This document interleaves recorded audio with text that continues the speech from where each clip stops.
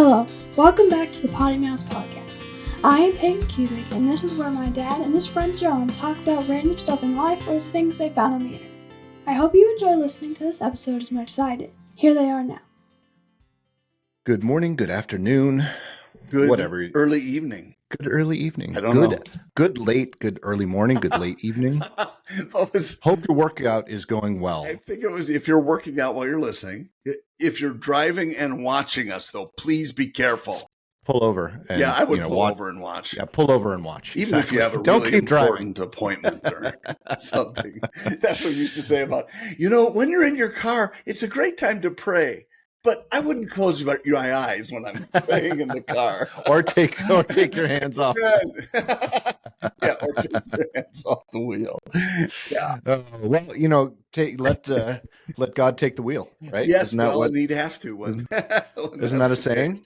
I think it's Jesus, but yes, God take the wheel. Semiting. Yeah, same. Yeah. Semiting. Hey, buddy, how are you? How good I am at that stuff.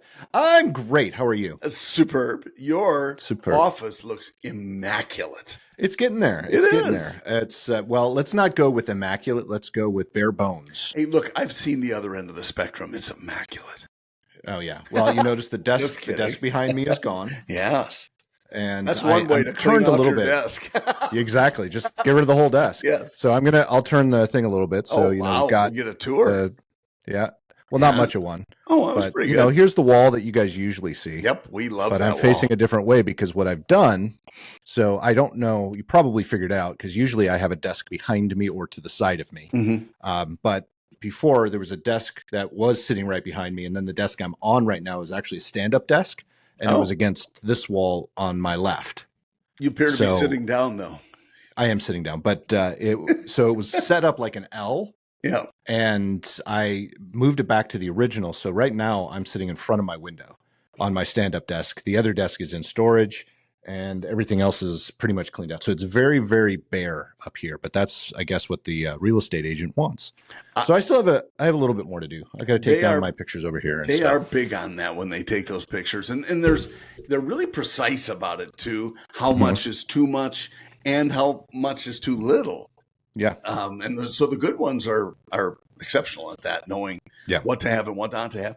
I always kind of liked when I was looking at houses, I always kind of liked looking at them, whether in person or online, empty. Because then I'd envision what I would do with that space. And but most real estate agents say, no, you got to have a little bit of something. Furniture in there, yeah. So we have bad. I'm not going to call it bad news. I'm just going to call it news. So we haven't put our house on the market yet. Right. It's getting close. So that's why I'm cleaning my office. I'll clean some other rooms today. Jen's cleaned out the spare room, which I think I told everybody on this podcast. I got to turn this again because I had it set up. There we go. I think I told everyone previously that the bonus room was Jen's storage room for the studio. Mm-hmm. And we had the bed up against the wall and stuff like that. So now it's a spare bedroom again. Mm-hmm. Don't tell my relatives because they'll probably want to come and stay. But it is a spare room. Having pictures taken for a month. Yeah, it actually takes 2 months now. So it's one picture. It's a picture a day. Sorry. And we have 30 rooms at least. Nice man. Anyway, yes. So we've done that room. My office is next, but pictures are coming up. It'll actually be the day after this airs is when the photographer's coming in. So coming right up. But most of you know, especially the ones that are listening or watching who actually worked with me for a long time. Yes. But I just started a new job a couple of weeks ago. Yay! And so I'm no longer with my old company, but I'm very happy where I am and with my new company. So I'm no longer with my old company. Wow, you give away a lot. I did give away. Yeah. I might actually now mention what that mid-sized truck is, but we'll wait. Come on. Okay. See why I can't. We have to be talking about it. Anyway, I'm learning a whole bunch about ADHD, and I guarantee after everything I've learned is I know I have it because I have completely lost my point to that entire story. I know. What were we talking about? We were talking about pictures. Talking about pictures. We were talking about the news. Oh, I remember now. Yes. Thank you.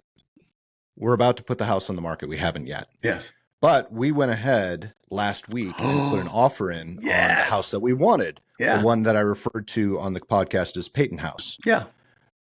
The owner is being an absolute butthead. Oh, great. So I hope he's listening. Yeah. So it's a she. She's listening. Sorry. She's listening.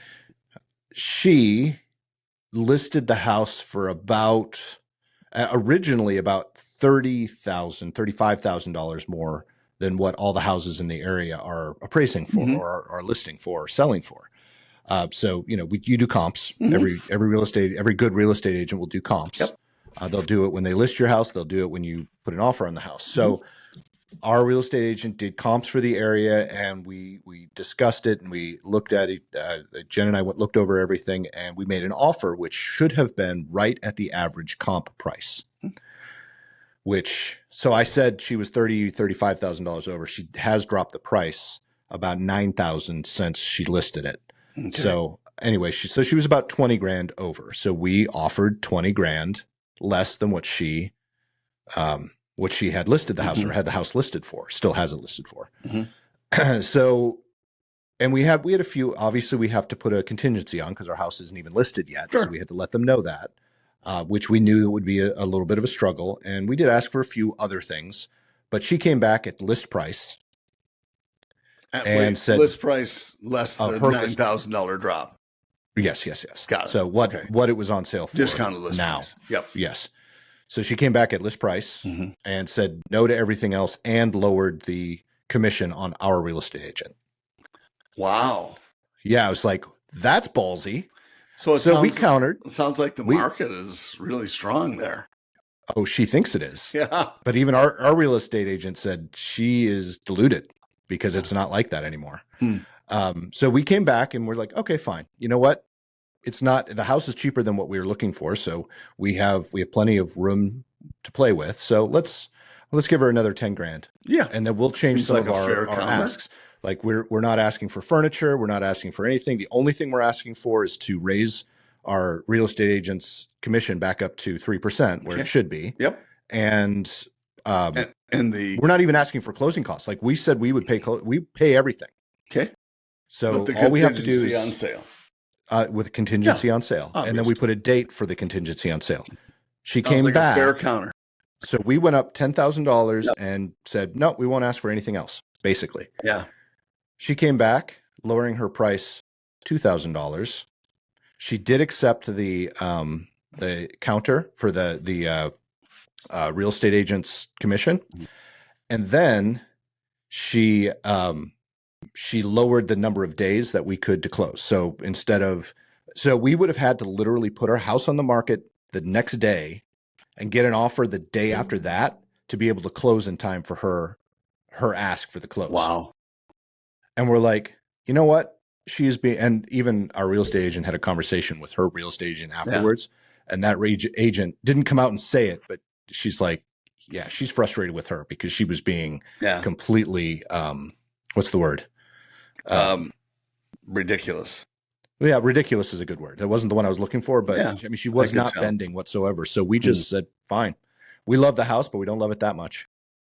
So we, as you know, that's the ultimate power that you have, and that is to walk away.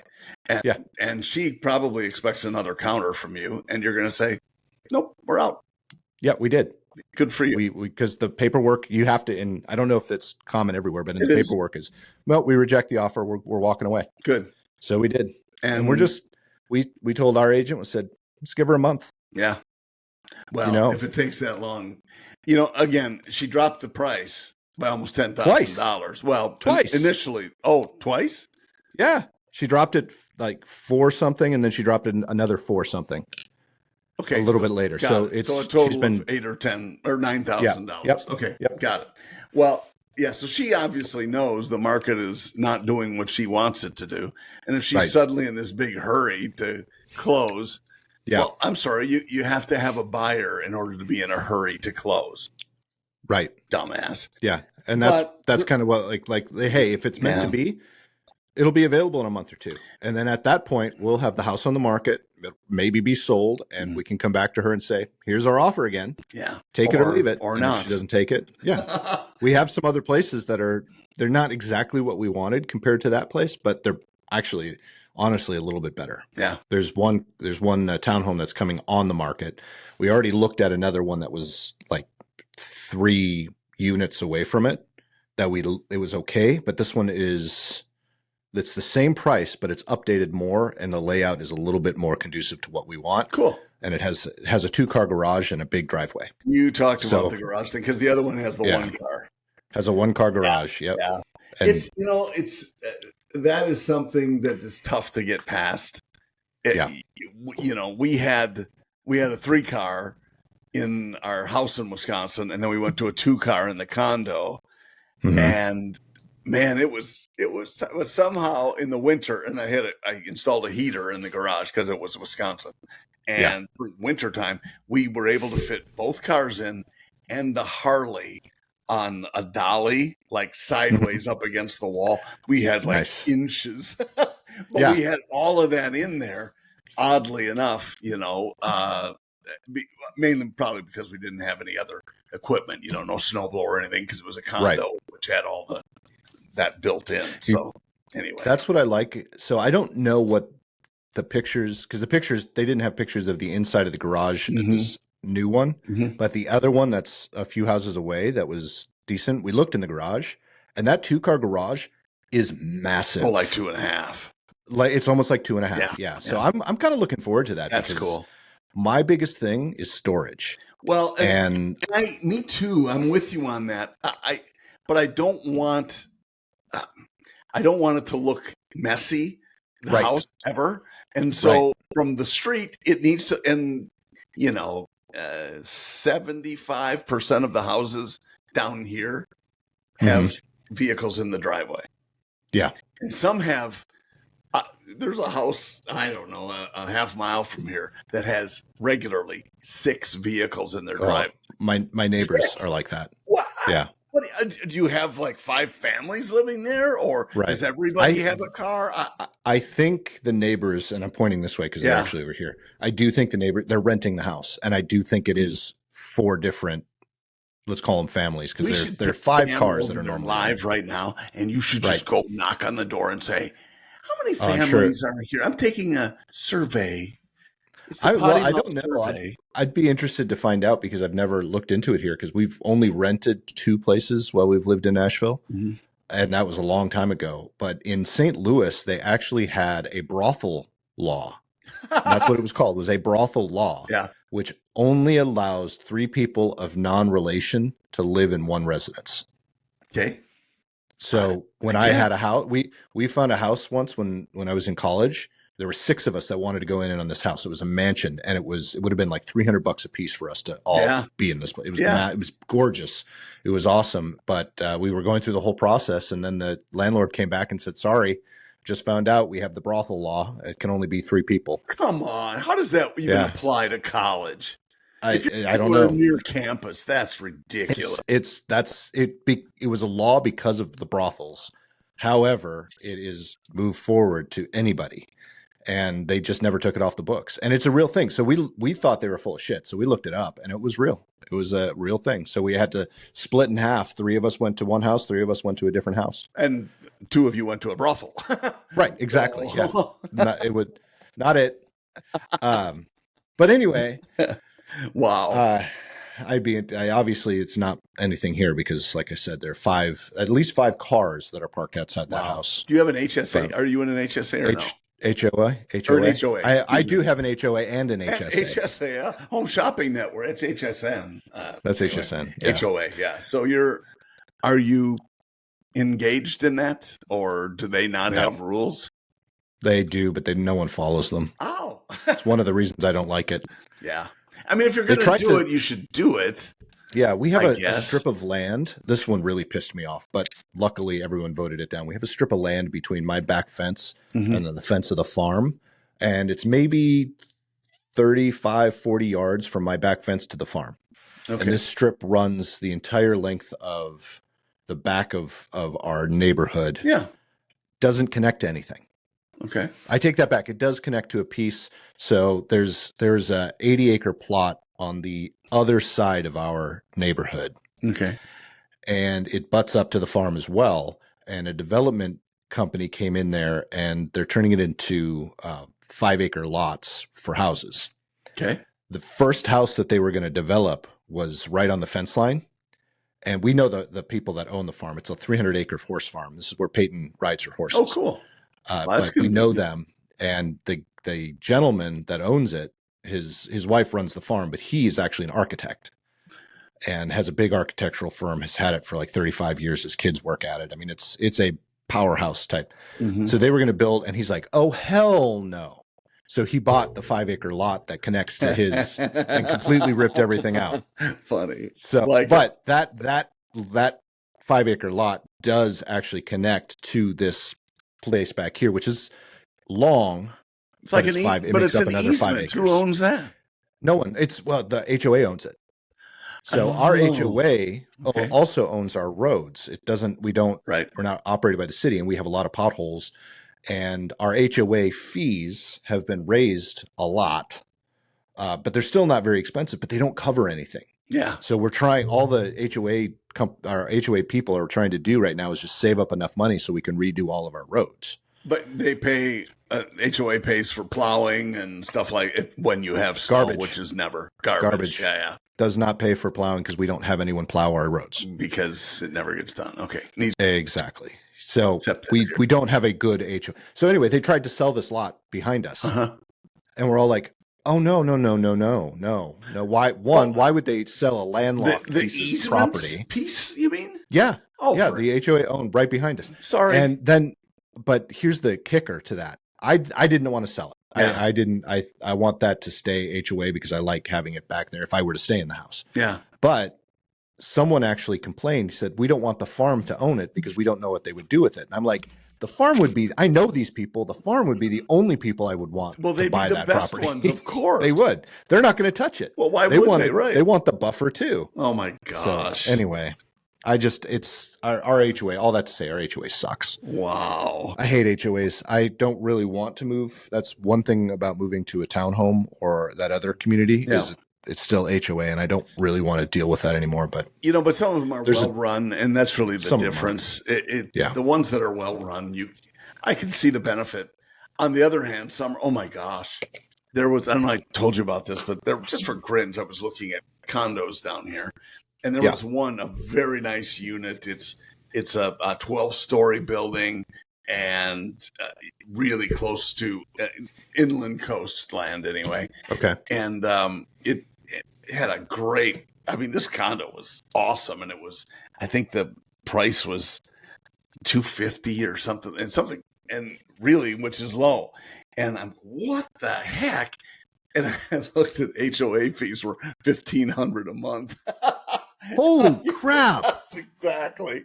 So let's see. For what? The condo's a bargain, but you're going to go broke paying the HOA plus taxes. Wow. And, oh my gosh. Yeah. It was unbelievable. Pretty impressive. Yeah. I knew there was a reason. That was it. Ours is $200 a quarter. So it's not that expensive. It's nothing in the grand scheme compared to a lot of other places. Oh yeah, for sure. That's up. That went up because when I first moved here, it was 130. I think it was 138 a quarter. Okay, but we have nothing here. So what is it paying for? I don't know. It pays for the garbage, and it pays for the sign up front to be cleaned, and the flowers look nice. That's about it. Yeah.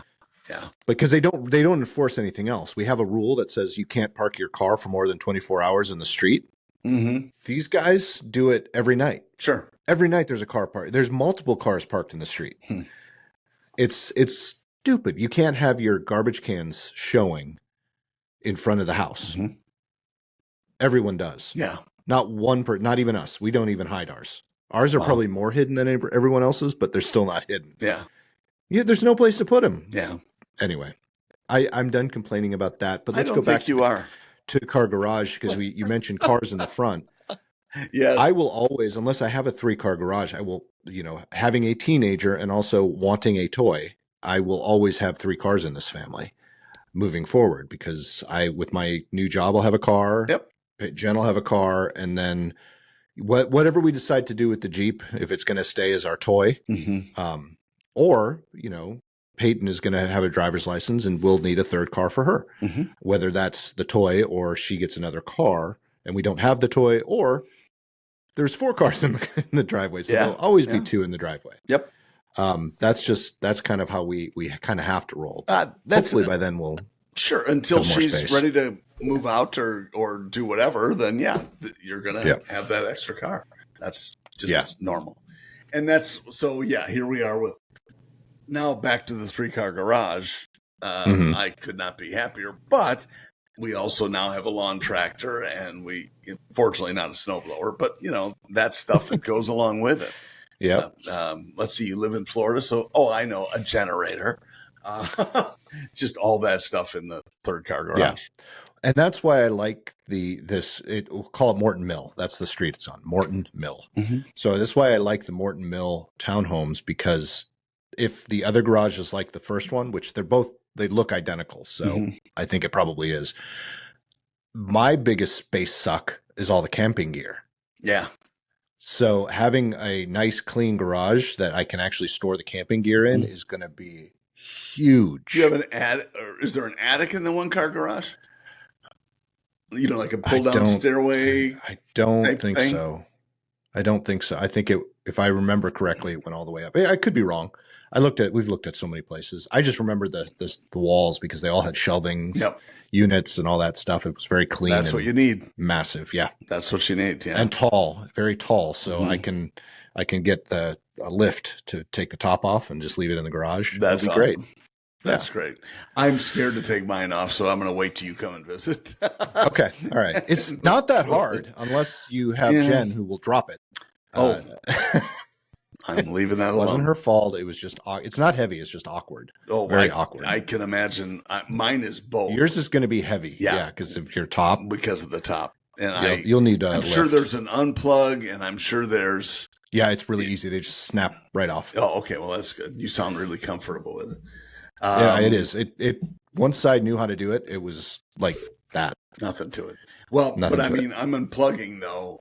It's going to be not just the wipers or whatever, but also it's unplugging the top, the power. Yeah, it has. It all comes through the same spot. I've looked it up. It's really? It's the same. Yep. Awesome. Well, yeah, and that will make it easy. Yeah, the windshield wiper stuff is right next to the other one, and it actually has a little. You can look in the back left corner. You'll see there's a little hook for all of the plugs.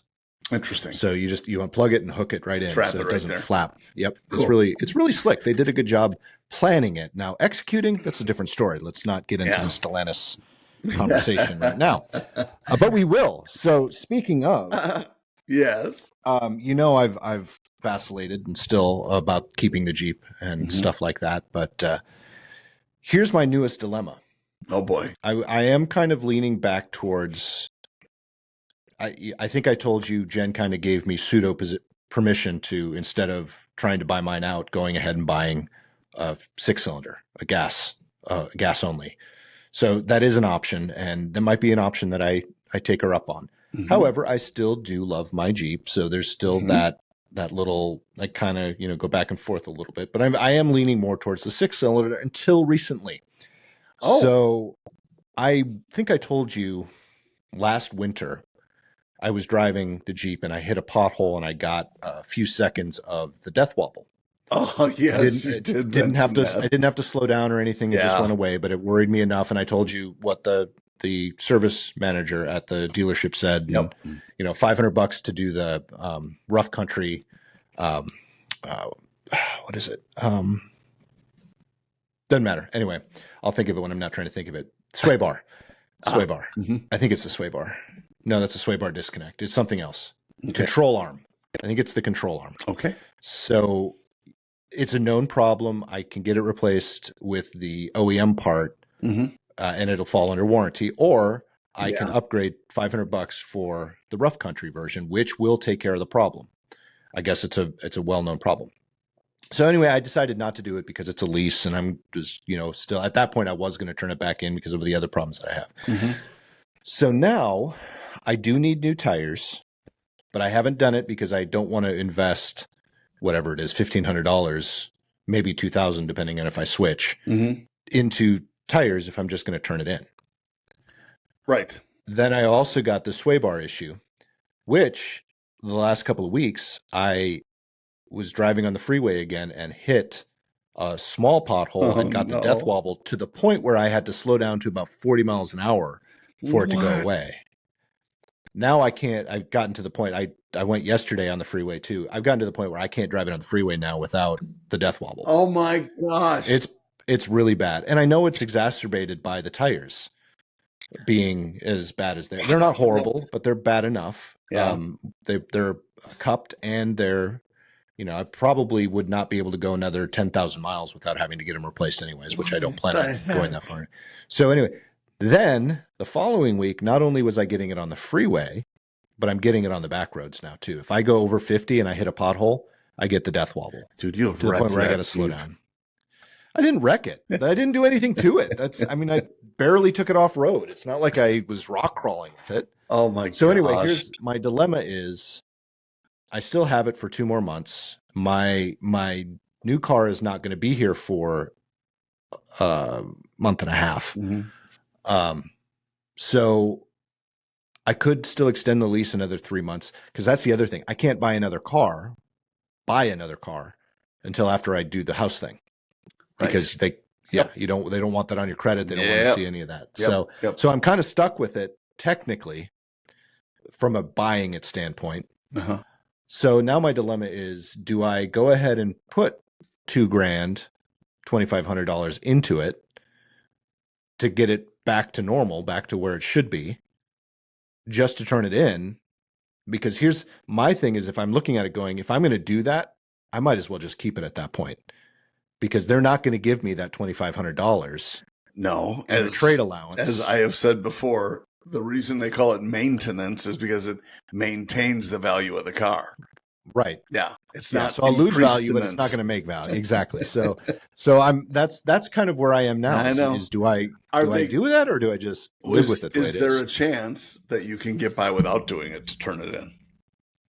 Yeah, I can just turn it in. And what would they charge? See, that's the question: is what $300 charge?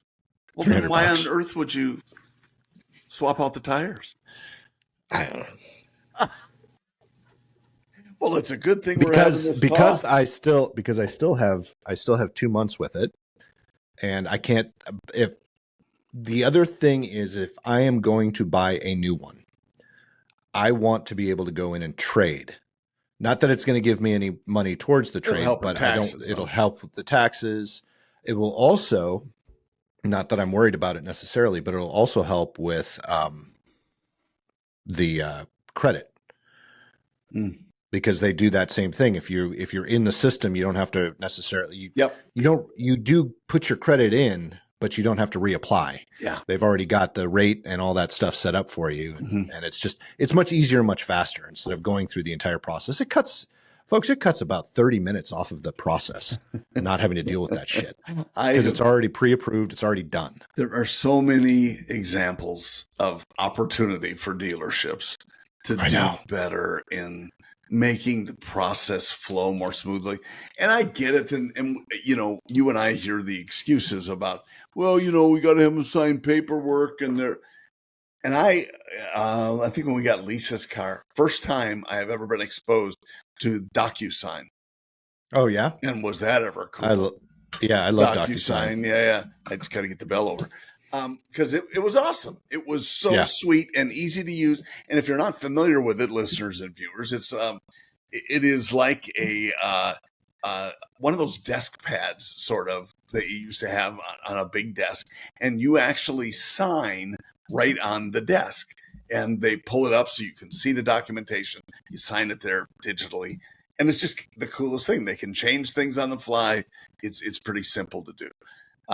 There are other versions of that, and there are other things that dealers are doing, but it's a pretty slick way to cut time out of the process, because the paperwork is often, or waiting for F&I is often the biggest time suck when you're looking for a vehicle. And average is still over 3 hours. The average dealership visit to take delivery of a vehicle, whether it's, you're in first time or whatever it is that you're back to, negotiate, the average is 3 hours plus.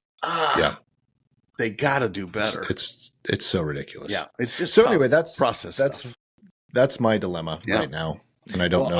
I would not spend the money if it's not going to kill you when you and you can trade it. It's the timing with the house though. Yeah. But you can still trade it at the same store for a V6 or whatever you want. Mm-hmm. Why did you say you're not V6ing? No, I am. No. Okay, I thought you said. If I put the money into the Jeep, I'm not. I'll just keep it. You're just going to get that point. I see what you mean. But if you're not, you would go with the V6. V6 or 392. Nah, I wish I could do a 392. I don't think my wallet, from a buying standpoint or a fueling it standpoint, would survive. Well, yeah, you're going to put more miles on it, but still. Yeah, and that's the plan. This is going to be my kind that I put the miles on. Yeah, I want to get back into taking road trips and camping and all that stuff that I've kind of put on hold for a while. Yeah, that'll be awesome. You have stuff. Did you buy some stuff for the Jeep that you could transfer to another Jeep? Yeah. Oh yeah, that's awesome. Yeah, nothing. The only thing that bothers me, and I know your dashboard is 100% red. Right, you have the red. Yeah, well, no, it's not 100%. It's just there's an inlay. Right. That's red. Mine doesn't have a colored inlay. Okay. Mine is black. It looks leather. So my whole dashboard is leather, but I have blue stitching, and I have blue stitching on the seats. Okay. I love my blue stitching. I don't really want the red stitching. That's what you said. Yeah. And I mean, that's not bad. I just want you to see. I told you that I was not a fan of the whole duck thing. Yeah. And so I'm feeling a little bit guilty, and I just want to make sure I show you that I've become kind of a fan of the duck. The duck thing. Yeah, I like that. For those of you who are just listening instead of watching, he has a wooden mallard duck decoy sitting on the dashboard. It's fantastic. Today we walked by, I don't know, 10 Jeeps, because you don't notice them until you own one. Yeah. As you know, and 9 of them had just a row of ducks all over their dashboard. And it just looks junky to me. I'm sorry. I'm a car guy. That's just, I agree. Look how much people like my Jeep. Stop. Really. Yeah.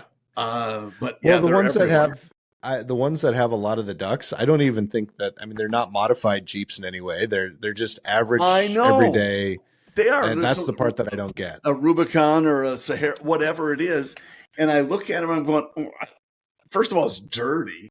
Mine is not going to get dirty or not last long, for that matter. Right. But so anyway, I don't really. I think most of them bought their own damn ducks. Probably, yeah. That's I'll admit, I bought one. Well, I bought one. It was my Halloween duck. It's the duck that you saved. I'm going to put it there when I park so people know someone liked my Jeep. Yeah. Yep. But that's why I thought the decoy was probably and it's I like that a lot. It was inexpensive, but it's not a wooden one. That's man, too cheap for that. Well, no one will be able to tell. No, I'll say it's a wooden one. But it is an actual decoy that you can use in the water. That's great. I love it. I thought it'd make you laugh. It does. That made my day. Oh, come on. Well, that was easy. Yeah. Well, it's hard. We have had 3 weekends now of moving and cleaning and all that junk. Started moving yet? No. Oh, the nice thing is it's going to be pretty easy. Really, all that's left, because a lot of stuff is in storage, a lot of small stuff, and we're junking a lot of stuff. All that's left is the big heavy stuff, and we're going to just hire someone to come and do that. Good. Yeah, because don't need to. It's just smarter to do that if you can. Yeah, but let someone else re-injure their hernia. We had some guys, and we were moving from our rental to the house after the house was finished, and there were 3 guys, and they were probably certainly in their 20s. They were so awesome. They were, I mean, just on it and professional and fast and strong. And I'm like, keep it up. Just keep it up. And I tipped them well and all of that. But boy, it was what a joy to have someone else do it. Oh, I bet. Yeah. Yeah. It makes life a lot easier. Oh, it really does. We haven't, I think the last 2 times we've moved, so when we moved here, we actually hired someone. And that was probably the first time we actually hired someone to do all the moving for us. uh-huh. Prior to that, we had people hired to load and unload. Okay. But we were the ones responsible for moving everything. So we had that was nice though. I was going to say, that's not that bad. I mean, I can drive a truck. It's not that big of a deal. Exactly. Yeah. It wasn't that big of a deal. Yeah. And that part I didn't, and that might actually be what we do this time is just we get the truck and then we hire someone to load it and unload it. That I think that'll be easier than getting movers. But, well, and when you own a truck, as you know, and it's probably a younger thing. I know when I was in my 20s or 30s, if you own a truck and somebody says, "Hey, you have a truck. I'm moving. Can you help?" Gosh, I'm busy. When are you moving? That's when I'm busy. Yeah. You know what? Our little truck, I am so happy with it. I mean, it's small and it only has a 5.5 foot bed. So it's a small bed, but that little thing is a trooper. Yeah. We've 90% of the stuff we've moved has been using that truck. It's not an Isuzu Trooper. Let's be clear about that. It's not an Isuzu Trooper. Okay. No, it's a little Nissan Frontier Pro 4X. Oh, nice. There. Nice truck. I love that truck. Yeah. And I know because you had one and I know you had the old body style. I did. And I would have waited for that. I would have much preferred the new body style. Yeah, the new body style is great. The only thing I don't like about it, which is funny because the minute I got it and the minute that was the one complaint I had about it, is the minute they fixed it. So the 25s are coming out with a telescoping steering wheel. Oh, okay. Mine does not have a telescoping steering wheel, so it's up against the dash, and I don't like. And because I'm used to sitting in the Jeep where the steering wheel is just naturally close to you, even when it's pushed all the way forward. You have first world problems. I know. It's incredible, but they're real. I think the struggle Henry is real. Ford heard that a lot back in the early 20s. You have first world problems? Yeah. No, I need a telescopic steering wheel on my Model T. I didn't say I needed it. I just said I preferred it. Oh, well. And there's a difference. Now offer it. They now offer it. Yes. And so that truck was supposed to be the Jeep replacement, but it will not be the Jeep replacement. I can tell you that because going between the two, and I have spent a lot of time between the two. The Jeep is still my favorite. Okay. I get into that and I'm just more comfortable. I'm not going to say it drives better because right now it definitely does not drive better. Well, yeah, the death wobble has something to say about that. The death wobble has something to do with that. Yeah. But I would, if you're not a Jeep fan and you want a mid-sized truck, out of all the ones that I've driven and all the ones that I've looked at, I would say the Frontier is probably my number one mid-sized truck. I would definitely choose that over anything. A Ford Sport Track back years ago. And it was the right size truck, and it was unusual because there weren't a lot of trucks configured like that with the room for the front and rear passengers, and it was actually like an Explorer in that size range, and then it had the bed. And at that time it was unusual. I think it was a 4-foot box is all, 4.5. Okay. So it was small. My F-150 was 5.5 like yours. So again, it's a small box compared to a big truck. Anyway, we bought our first piano, an acoustic piano, so it was a heavy one, and we lived in Michigan and had to cross the state it was in St. Joe's, Michigan, and we lived over in the Detroit area on the other side. And it was just an unusual time because I brought a friend of mine to help me move the piano after we worked out a deal, and nice people. I had no idea how we were going to get it in the truck, number one. So fortunately enough, the guy had a ditch like right by his house. We were able to back the truck in and no kidding, almost roll the piano right in the back. Oh, wow. And then, that's awesome. And then tied it down though, strapped it down on one side of the truck. And it was strapped so firmly that, I mean, that piano is not going anywhere. I told the guy with me, I'll think of it, Keith. Keith, look, if this thing tips over, the truck's going with it. And he said, yeah, I have that feeling that. So it was, solid going home. And then we got to the house and unloading it, and it's Keith and me. And Keith probably weighed 140 pounds soaking wet. Oh, really? At that time. And so, yeah, I had lifting the piano off. I had bruises on my forearms for 2 weeks afterward. But we got it in, and it worked out great. But to fit it in there and strap it down like that, please don't let us get in an accident, because it was we would have rolled for But it would have been music playing while we were rolling, so that would have been kind of fun. Yeah, I'm not like that on the piano. I'm not looking forward to moving our piano. You have a baby grand, or do you have just a acoustic? Yeah, whatever they're called. They're called not console. The tall one. Console. Yeah, we have a console. Nice. We bought it for Peyton to take piano lessons, and then she never did. So do you play it? No, none of us know how. Well, we kind of, we all know little songs and stuff. Like I can pluck out the first Noel. Nice. Peyton can do a couple of other things, but no one really plays it. It hasn't even been tuned since we moved into this house. Yeah. We're the only reason, honestly, we're keeping it is once we get a studio, we want it in the studio. Mm-hmm. Yep. But that'd be nice. It'd be nice. But a lot of our furniture is going. Just because of that. It's like I have a roll top desk, and I kept it from my mom. They got it in there from their house in Phoenix. And that's got to go, because I just don't want to keep it. But nobody wants a freaking roll top desk. Yeah. So we can't even give that thing away. It's like, have you tried to do a Facebook post, Facebook Marketplace? I don't trust, and it's not to do with the buying and stuff. I don't trust Facebook. I like it better than Craigslist. And I have not been on Facebook in 8 years, so it's not like I believe in it. But Lisa has sold so much stuff.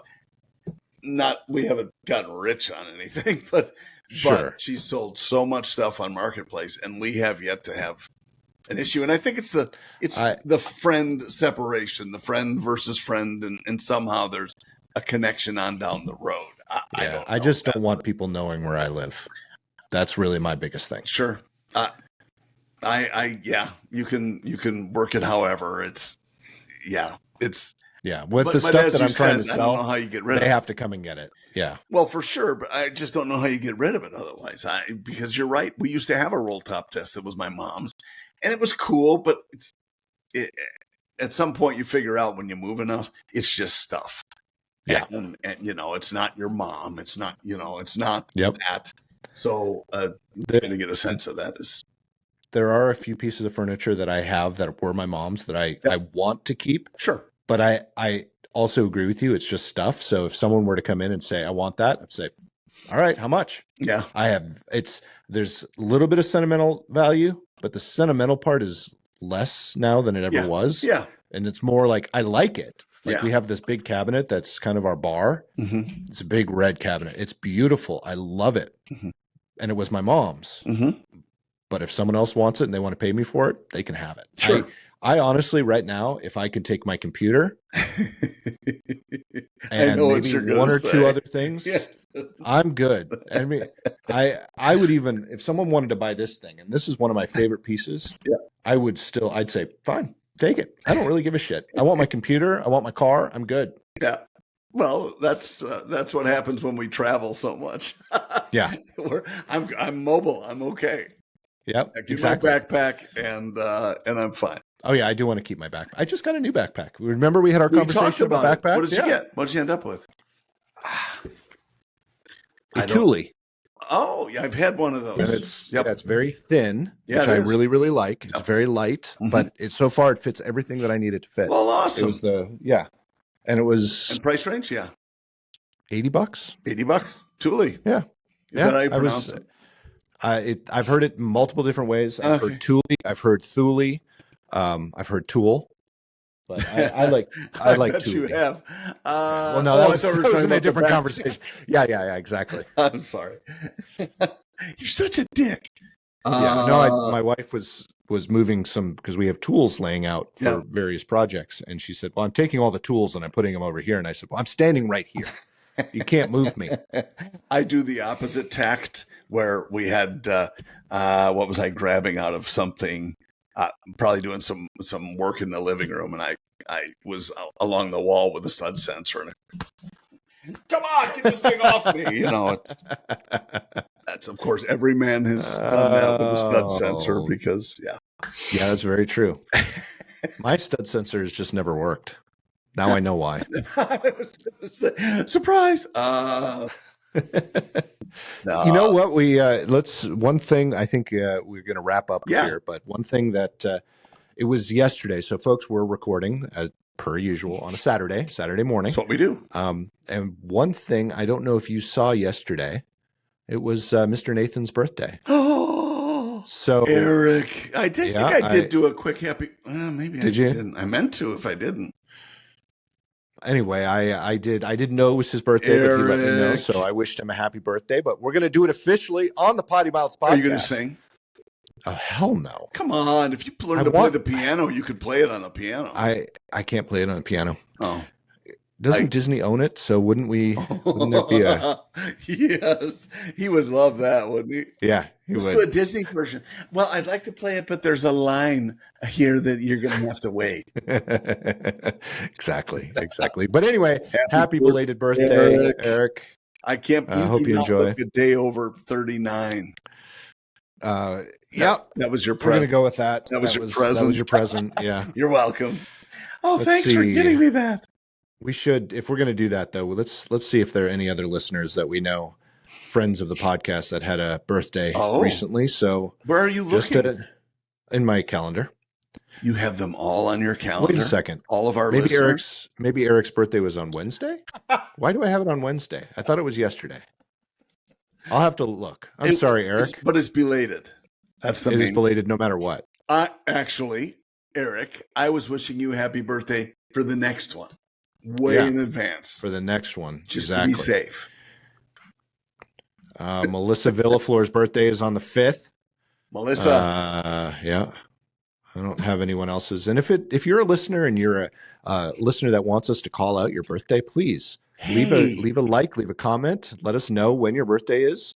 And I promise you I won't get it wrong right away. Let's see.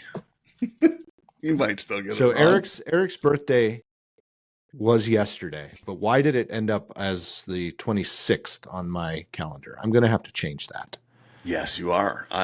There's really no excuse for that. There is no excuse. That was horrible. I would find no problem with having like a scrolling birthday thing. We could do that. That would be cool. And you know what? And if you wanted us to do like an extra special birthday announcement, you could go to PoddiMouths.com and buy some shit, and then we could make it really special.